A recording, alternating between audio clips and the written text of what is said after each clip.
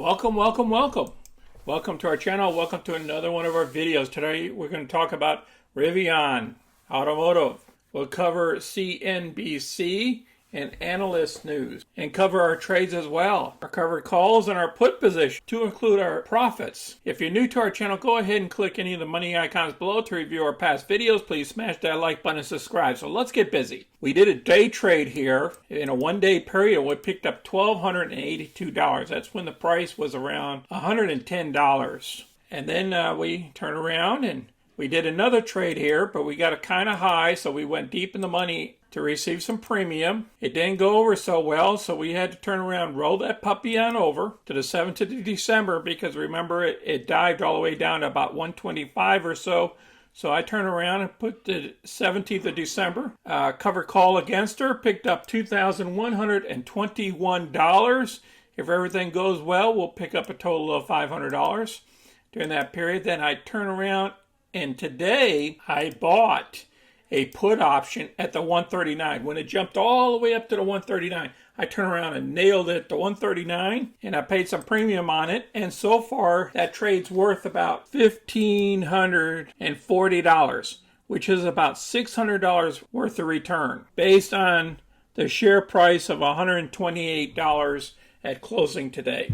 Remember, this thing's a weekly, so I got to close her out next week. Currently this month, we received $13,951 in premiums and profits. Of that number, $8,782 is closed profit positions. Minus our margin fees of $262 equals a net total of $85.20. $85.20 is a 5.76% return for the month. Look at this stock. It jumped up for 4.23% today. It was a lot higher, but then she dropped. After hours, it looks like she still wants to even go down further. The indices, 3 indices were down. Only the NASDAQ was up. The volume was about 50 million shares traded. Average volume about 76 million. And the market cap is 113 billion. This article we're going to review. The analyst is talking about the easiest short of the decade, Rivian. And they break it down and how they come up with it. The Amazon relationship expects to deliver 100,000 electric delivery vans by 2025, which needs to produce 25,000 vans a year. Currently, at the end of October, it produced only 104 vehicles. 104, and the market cap is worth greater than Ford and GM. Incredible. If the current installed capacity really is 65,000 for the R1, then by the end of 2023, 26 months from now, Rivian should have produced 140,000 vehicles. I'm going to go ahead and place this article down below so you can review it. Let's check out a little bit of this information here from this analyst with CNBC. I'm not going to ask you about valuation directly, but I am going to ask you about